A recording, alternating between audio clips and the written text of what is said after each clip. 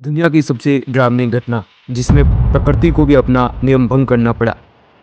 Europe में ये ऐसा मंजर बना कि आसमान में काले बादल मंडरा रहे थे। लोगों ने सोचा कि ये मौसमी बादल है जो हट जाएंगे, लेकिन कई दिन महीने गुजरे, लेकिन ये काले बादल मंडराते बादल जाने का नाम ही नहीं ले रहे थे। ये उस समय की बात है जहाँ ईस्टर्न रोमन एम्पायर या फिर बैजेंटाइन एम्पायर की राजधानी थी।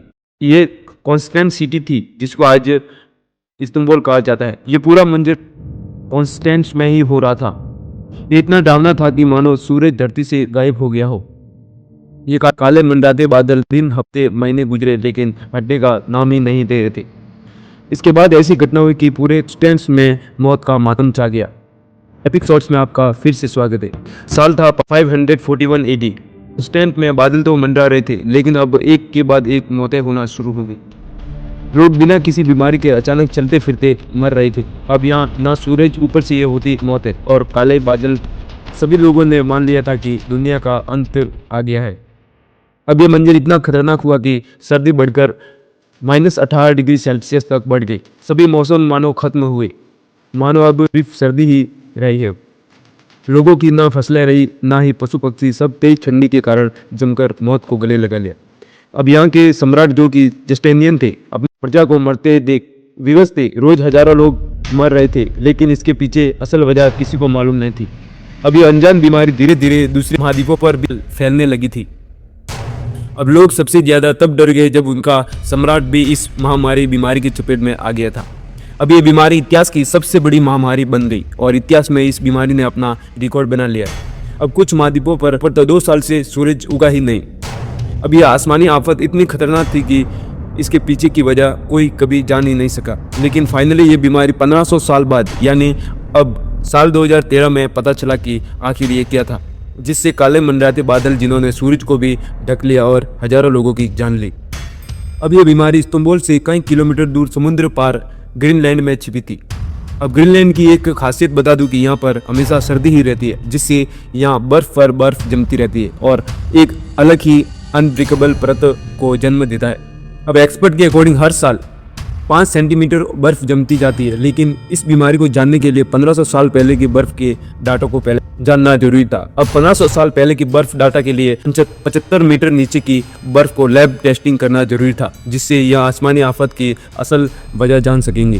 एक्सपर्ट्स इसके लिए ड्रिलिंग करके एक स्नो लेयर को निकाला जाता है, जिसमें उस समय की जस्टिनियन एम्पायर की समय की बर्फ भी शामिल थी। अब इस बर्फ की टेस्टिंग की तो पाया कि 500 AD से 700 AD साल पहले बर्फ पर एक पीक देखा गया जो कि सल्फर था।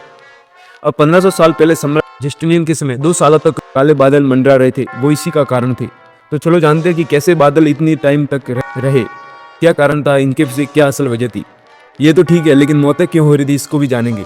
अब ये सल्फर डाइऑक्साइड इतनी जहरीली होती है कि इंसान, जानवर, पेड़ पौधे सभी के लिए डेडली साबित होती है। एक्सपर्ट्स के अकॉर्डिंग अब ये महामारी 1500 साल पहले की साल 2013 में धीरे धीरे सॉल्व होती जा रही थी। टेस्टिंग में ये पता चला कि 6th सेंचुरी में आसमान में सल्फर एक डेडली गैस थी, लेकिन इतनी गैस कहाँ से आई, ये भी एक नया सवाल खड़ा होता है। और इतने सारे कॉन्टिनेंट को ढक चुकी थी।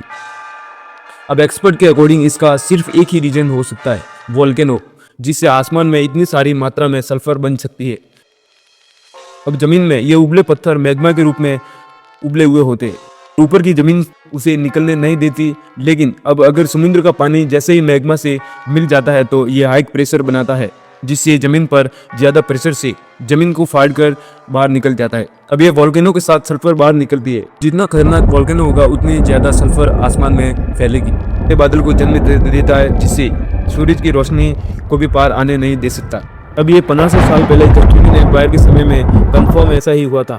अगर ये बादल बरसते तो एसिड की वर्षा करेगा, जिससे लोगों की जान और सब कुछ एसिड जलाकर राख कर देगा। अगर नहीं बरसते तो घने बादल सूरज की किरणों को रोकने का दम रखते थे। अब एक्सपर्ट्स ने बताया कि जस्टिनियन एम्पायर के समय फटा हुआ वोल्केनो कॉन्स्टेंटिनोपल से 11,700 किलोमीटर दूर एक एल सैल्वाडोर में एक झील खतरनाक वोल्केनो फटा था।